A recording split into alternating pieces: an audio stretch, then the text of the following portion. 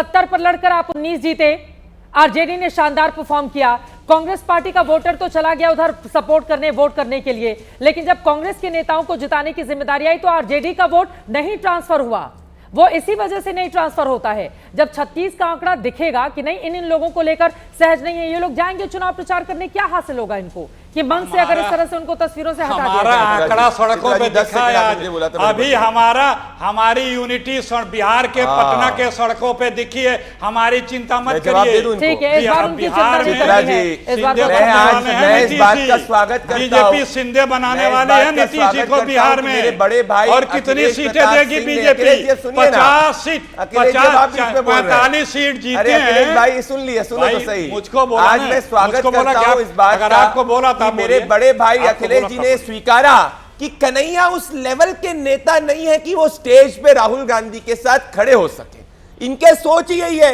मल्लिकार्जुन खड़गे को भी ये कहना पड़ा कि मैं अध्यक्ष हूं पर मुझे कुछ नहीं पता, हाईकमांड डिसाइड करेगा। तभी प्रियंका वाड्रा की नॉमिनेशन में बेचारे मल्लिकार्जुन खड़गे कोशिश कर रहे थे उनको मौका मिले, मौका मिले, मौका मिले, पर तक नहीं कर पाए। मैं तो खुश इस बात से हूं कि अखिलेश जी आप एसी रूम में बैठे हो यूपी में, अगर आप होते तो आपको भी स्टेज पे नहीं चढ़ने देते। इससे महागठबंधन की यूनिटी और अपोजिशन की यूनिटी सामने दिख रही है। आपस में इतनी लड़ाई है चित्रा जी, ये इलेक्शन कमीशन तो बहाना है, आपस में एक दूसरे की सीट खींचना असली निशाना है। ठीक है संजय कुमार जी, अब सीधे आपके पास आते हुए एक बार फिर से लौट आते हैं उस मुद्दे पर जिसको लेकर हम चर्चा कर रहे थे।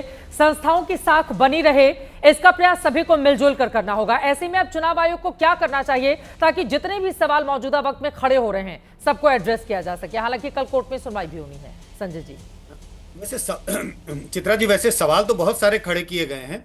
आज तो इलेक्टोरल रोल के रिवीजन की बात हो रही है। इसके पहले भी जब महाराष्ट्र की चर्चा हो रही थी तो ये कहा गया था कि जिस इलेक्टोरल रोल से महाराष्ट्र विधानसभा के चुनाव हुए हैं उसको पब्लिक किया जाए। इलेक्शन कमीशन ने वादा किया था कि करेंगे, लेकिन वो आज तक पब्लिक नहीं हुआ। मुझे लगता है बहुत सिंपल है।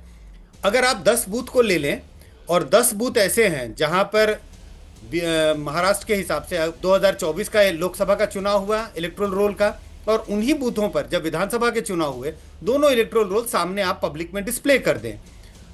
लोग विश्लेषक चुनाव जो लड़ते हैं वो देख लेंगे कि दोनों मतदाता सूची में क्या त्रुटियां हैं, क्या बढ़ोतरी हुई, क्या कटौती हुई।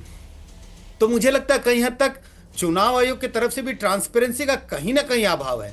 अब जैसे आज इलेक्टोरल रोल रिवीजन की बात हो रही है बिहार में, मान लीजिए जिन लोगों के नाम कट जाएंगे और वो वहां रह रहे हैं, सालों से रह रहे हैं, लेकिन जब दस्तावेज नहीं है, 2003 के बाद उनका नाम आना और उनके कट गए नाम, तो क्या एक आमूमन कटना तो एक अलग बात है, लेकिन अधिकारी ने, चुनाव अधिकारी ने आपका नाम काटा क्योंकि आप एक दस्तावेज नहीं दे पाए, तो क्या होगा उनकी सिटीजनशिप पर? क्या उनको एक आम सिटीजन माना जाएगा या नहीं माना जाएगा? ऐसे बहुत तमाम तरह की चीजें। मुझे तो लगता है कि अगर मान लीजिए हाइपोथेटिकली इतना विरोध हो रहा है, अगर इस वक्त इस प्रक्रिया को रोक भी दिया जाता और बिहार का चुनाव करा लिया जाता तो क्या आफत आ जाती? लोकसभा के चुनाव तो हुए ना, बिल्कुल, लोकसभा के चुनाव इसी इलेक्टोरल रोल पे हुए। हाँ। आफत तो नहीं आती, चुनाव के बाद कर लिया जाता 8 महीने में, 1 साल में। ये बड़ी बात आप कह रहे हैं। कल कोर्ट में सुनवाई होनी है पूरे मामले में। अब सर्वोच्च न्यायालय की ओर से क्या कहा जाता है, क्या टिप्पणी कही जाती है, क्या रोक लगाई जाती है, ये काफी ज्यादा अहम रहेगा क्योंकि 9 राजनीतिक दलों की ओर से कोर्ट का दरवाजा खटखटाया गया है। कन्हैया बेलारी जी, अब सीधे आपके पास आते हुए उन तस्वीरों पर कन्हैया कुमार को लेकर और पप्पू यादव को लेकर जो तस्वीरें सामने आई हैं, आप चूंकि वहां की राजनीति को ज्यादा बेहतर समझते हैं, इन तस्वीरों पर कोई टिप्पणी करेंगे आप? ये तस्वीरें सामान्य समझी जाएं कि मंच पर जगह नहीं थी इस वजह से उनको उतार दिया गया, या फिर स्पेसिफिक वो चेहरे जो शायद आरजेडी को या उनके बड़े नेताओं को रास नहीं आते हैं इसलिए उनको मंच पर जगह नहीं मिली है? ये जग जाहिर है कि पप्पू यादव और कन्हैया कुमार को तेजस्वी यादव लाइक नहीं करते, ये सब जानते हैं। ऐसा थोड़े था कि ये 2 आदमी के उस पर आ जाने से ट्रक पर ट्रक जो है टूट जाता, कोई ऐसा नहीं था। मुझे लगता है कि कहीं ना कहीं से दिशा निर्देश होगा कि इन दोनों को नहीं बैठने देना, आने चढ़ने देना होगा, क्योंकि जब इस तरह की सभाएं होती हैं, रैलियां होती हैं, तो उसका क्रेडिट किसको जाए ये भी देखा जाता है ना। तो अब जहां 2 युवराज हो गए, तेजस्वी यादव और राहुल गांधी, तो फिर इन लोगों की क्या जरूरत है? तो मुझे लगता है कि कहीं ना कहीं से ये बात है, इसीलिए उनको उस पर जगह नहीं मिली। अरे तो अगर ऐसे ही कुछ नेताओं को कांग्रेस के पसंद नहीं करेंगे, चुनाव कैसे लड़ेंगे एक साथ मिलकर? कैसे हराएंगे नहीं, एनडीए नहीं। को फिर कन्हैया बेल्लारी जी? कन्हैया कुमार के पास कितना वोट है, क्या है? मैं एक बार आप बेगूसराय ही या में तो किसी राहुल से गांधी कहा, उन्हीं के साथ गए थे ना कार्यक्रम करने के लिए। जाने से क्या हो जाएगा? यहाँ वोट सब किसको कौन, अब माई का वोट है वो लालू प्रसाद और तेजस्वी के पास है, और सब वोट तो है जात के आधार पर, सब वोट अरे बटा तो हुआ ऊंची है। जाति है ना, भूमिहार जाति से आते हैं, वोट ट्रांसफर नहीं करवाएंगे अपना थोड़ा? काहे लिए करवाए जाएंगे? वोट से कहने से वोट सारा भूमिहार राजपूत और ब्राह्मण का सवर्ण जो है, majority of them are with the NDA, कहाँ चल जाएंगे? देखिए आप भी जानती हैं कि अगर को मुख्यमंत्री नीतीश कुमार किसी यादव या किसी मुसलमान के गांव में सोना के रोड बना देंगे तब वो नहीं वोट मिलेगा, ये समझ लीजिए।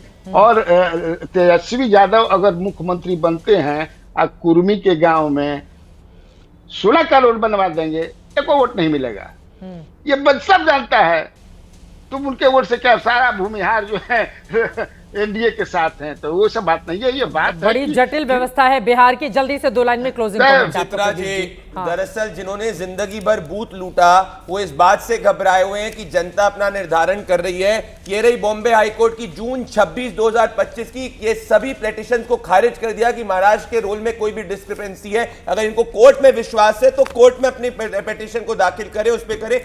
लोकतंत्र में चक्का जाम क्यों कर रहे हैं? अब देखना दिलचस्प रहेगा कि लोकतंत्र का ये चक्का जाम किस राजनीतिक दल को तेज गति से अपनी गाड़ी को आगे बढ़ाने में मदद करता है, किसकी गाड़ी को रोक देता है। लेकिन फिलहाल ये अलग अलग तस्वीरें जो सामने आई हैं, कुल मिलाकर स्थिति क्या रहेगी? कोर्ट में सुनवाई के दौरान कोर्ट की ओर से जो अहम टिप्पणी की जाएगी, यकीनन बिहार की राजनीति पे सीधा प्रभाव उसका देखा जाना है।